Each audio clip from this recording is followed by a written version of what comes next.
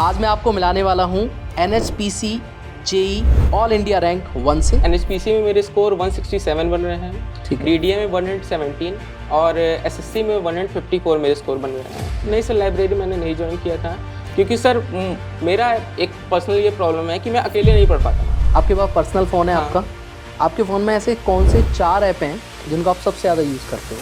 Sir मेरे मामले में सर मैं फुल लेंथ मॉक को ज़्यादा एफिशिएंट मानता हूँ क्योंकि जैसे एक तरफ फ़ोन चलता रहेगा, दूसरी तरफ क्वेश्चन लगाते रहेंगे तो ये इतना इसका कुछ फ़ायदा नहीं होता। तो ऐसा क्या आपने किया है जिसकी वजह से आप तीनों एग्जाम में उतना कॉन्फिडेंटली मार्क्स लेकर आ पाए? Hello everyone and welcome to engineers वाला।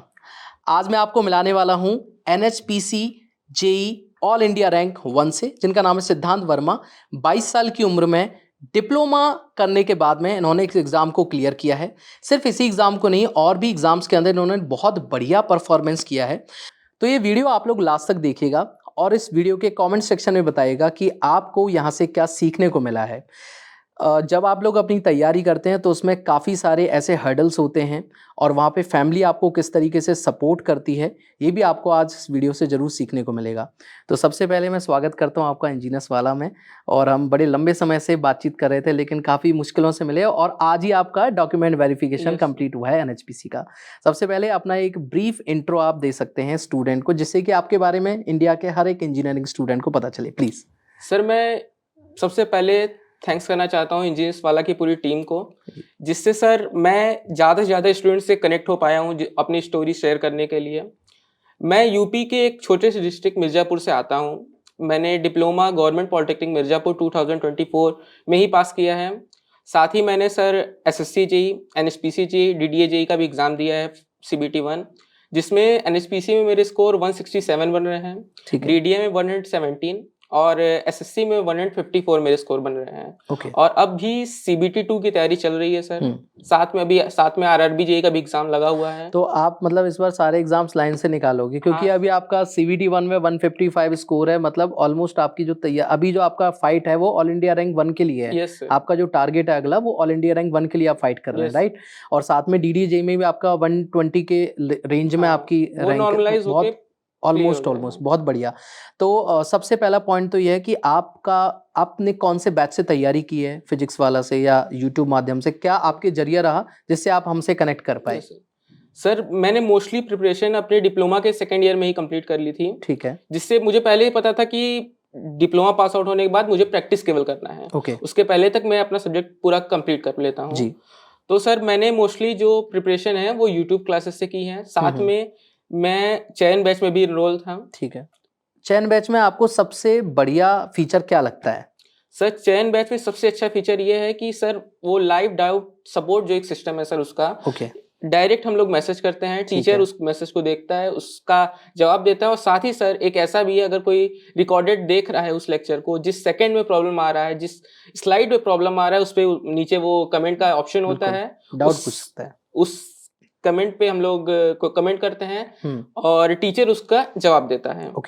अच्छा, आपकी पूरी इस तैयारी के दौरान, इस जर्नी में जो आप यहाँ तक इतना आगे पहुँच चुके हो, जो बहुत सारे स्टूडेंट का ड्रीम है कि मैं ऑल इंडिया रैंक 1 आऊँ, हालांकि वो बहुत मेहनत कर रहा है, तो कोई ना कोई फैमिली में एक ऐसा मेंबर ज़रूर होता है, एक मेंबर या 2 मेंबर या कई बार पूरी फैमिली होती है जो हमें बहुत सपोर्ट करती है और यहाँ तक पहुँचने में हमेशा हमारी बैकबोन बनी रहती है। तो आपकी फैमिली में ऐसा कौन मेंबर है और आप उसको इस प्लेटफॉर्म के माध्यम से क्या कहना चाहेंगे? सर मेरी फैमिली में सभी ऐसे हैं जो मुझे सपोर्ट देते हैं, चाहे वो मेरे फादर हो, मेरी मदर या मेरी सिस्टर या सर मेरी दादी ही हो। उनका अभी 2 साल पहले डेथ हो गया था, लेकिन सर उन्होंने बहुत सपोर्ट किया। साथ में मेरे फादर, मेरी मदर और मेरी बहन बहुत सपोर्ट दिखाते हैं, जिस वजह से ही मैं घर पे रह के, मेरे सारे फ्रेंड्स जो हैं वो जॉब के लिए चले गए हैं, कोई एलएनटी में कर रहा है, कोई टाटा में कर रहा है, लेकिन मैं ही बस ऐसा हूँ कि अकेले घर में बैठ के ऐसे पढ़ाई कर रहा है और ना कोई भी काम मुझे नहीं करना पड़ता है। बहुत बढ़िया। अच्छा, आपने देखा होगा आजकल लाइब्रेरी का बड़ा ट्रेंड है स्टूडेंट के बीच में कि लाइब्रेरी वो जाते हैं तैयारी करने के लिए। तो आपने घर पे इस तरीके का एनवायरनमेंट आपको मिला कि आपने तैयारी अच्छे से करी या लाइब्रेरी ज्वाइन करी थी आपने? नहीं सर, लाइब्रेरी मैंने नहीं ज्वाइन किया था क्योंकि सर मेरा एक पर्सनल ये प्रॉब्लम है कि मैं अकेले नहीं पढ़ पाता हूँ। अच्छा। अगर मेरे साथ कोई रहेगा तो ही मैं पढ़ पाता हूँ। मैं भी ऐसा ही था सर तो साथ में ही घर पे रहकर मैं और मेरी बहन साथ में पढ़ते थे। बिल्कुल। और साथ में अगर मम्मी रहती, जैसे अगर कुछ हम इधर उधर कर रहे हैं, फोन चलाने लगते हैं, क्योंकि अब इतना वो रहता है कि फोन उठ जाता है। हाँ। तो उसमें फिर मम्मी डांटती हैं कि फोन क्यों चला रहे हो, फिर पापा भी कहते हैं कि फोन क्यों चला रहे हो। तो ये सब से मतलब लाइब्रेरी ज्यादा उतना इफिशिएंट मेरे लिए नहीं है। अब Okay. कुछ लोगों के लिए हो सकता है, लेकिन मेरे लिए उतना इफिशिएंट नहीं होता बिल्कुल। लाइब्रेरी। आपने अभी एक बात कही कि फोन उठ ही जाता है, तो आपको बताना है कि ऐसे आपके फोन में ऐसे कौन से, आपके पास पर्सनल फोन है हाँ। आपका, आपके फोन में ऐसे कौन से 4 ऐप हैं जिनको आप सबसे ज्यादा यूज करते हो? सर सबसे ज्यादा तो टेलीग्राम। ओके। सर क्विज के लिए ज्यादा सपोर्ट, क्विज सपोर्ट के लिए ज्यादा वो यूज करते ठीक हैं। है। यूट्यूब सर लेक्चर देखने के लिए। ठीक है।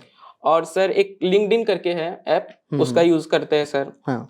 सर मेजर 3 ही है जिसको ज्यादा ओपन करते हैं। इंस्टाग्राम, नहीं फेसबुक सर, कुछ भी ऐसा नहीं है? तो ये 3 ही हुए, चौथा बताओ जो तुम यूज करते हो उसके बाद।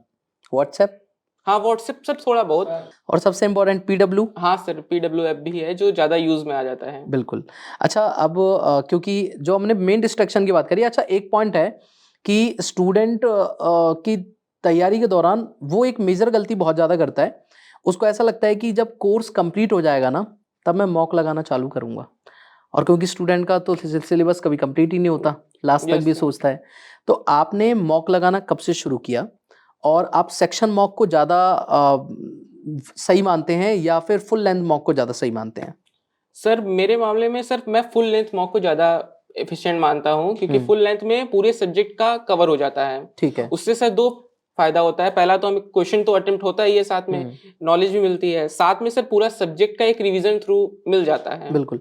और कुछ स्टूडेंट का जैसे मैंने सुना है कि जब वो सेक्शन मॉक देते हैं तो उनको लगता है कि अब सेक्शन मॉक में होता है कि एक ही सब्जेक्ट में उसके पास बहुत सारे टॉपिक हैं पूछने के लिए, Yes. तो जो टॉपिक मेरे कमजोर है ना वो भी कमजोर है, वो भी पूछे जाएंगे। तो उस जगह मेरे नेगेटिव मार्क होने के चांस आते हैं, मार्क्स कम होंगे तो मैं डिमोटिवेट हो जाऊंगा। ये मैंने सुना है काफी स्टूडेंट की बदौलत। तो ये सच बात है? ये ऐसा सर ये होता सच बात है, क्योंकि सेक्शनल मॉक में मार्क्स कम आते हैं। ओके। अच्छा, ऐसे अभी बीच में आपसे मैं एक क्वेश्चन पूछ रहा हूँ और ये बहुत इंपॉर्टेंट है। ऐसे 5 फास्ट टिप्स बताइए जो एक स्टूडेंट को मस्ट है कि वो फॉलो करने ही करने हैं, क्योंकि बिना इनके, मैं ये नहीं कह सकता सिलेक्शन नहीं हो सकता, लेकिन बिना इनके कॉन्फिडेंस नहीं आता। वो आपको क्या लगता है जो आपने भी फॉलो किए होंगे? सर पहला तो रिवीजन। ठीक है। जितना भी पढ़े हुए हैं हम लोग उसको रिवाइज करना, डेली बेसिस पे रिवीजन होना चाहिए, सब्जेक्ट वाइज, तभी कॉन्फिडेंस आएगा। दूसरा सर प्रैक्टिस। ठीक है। जो सब्जेक्ट पढ़ रहे हैं उसका प्रैक्टिस बहुत जरूरी होता है। बिल्कुल। थर्ड है कंसिस्टेंसी। ठीक है। क्योंकि सर एक ही चीज बार बार हर दिन सेम पढ़ना मुश्किल होता है, लेकिन ये जो की सक्सेस का की होता है वो कंसिस्टेंसी ही होता है। मोटिवेशन एक दिन के लिए रहता है, 2 दिन के लिए रहता है। लोग 10 घंटे 12 घंटे पढ़ लेते हैं, लेकिन अगले दिन 2 घंटे पढ़ने लगते हैं। मेरे जान में काफी स्टूडेंट्स हैं जो ऐसा करते हैं, लेकिन कंसिस्टेंसी सबसे ज्यादा जरूरी होता है। ठीक है। और फोर्थ सर डिसिप्लिन रखना बहुत ज्यादा जरूरी होता है। क्यों? क्योंकि सर सबसे बड़ी बात, कुछ स्टूडेंट ऐसे होते हैं जो कि हार्ड सब्जेक्ट पढ़ते ही नहीं हैं। ओके। जो इजी सब्जेक्ट होता है उसे ही पढ़ते लगे रहते हैं। जैसे सर स्ट्रक्चर ऐसा सब्जेक्ट है मोस्टली ऑफ द स्टूडेंट पढ़ना ही नहीं पढ़ना चाहता। लेकिन सर मार्क्स तो उसके भी मिलते हैं, तो सर उसको भी पढ़ना जरूरी होता है। तो सर इसको मैं डिसिप्लिन के अंदर लाता हूँ, उसे भी पढ़ना जरूरी है। और एक 5वां पॉइंट और, 5वां ये सर कि इन सभी चीजों को अपने हैबिट में लाना। क्या बात है, बहुत बढ़िया।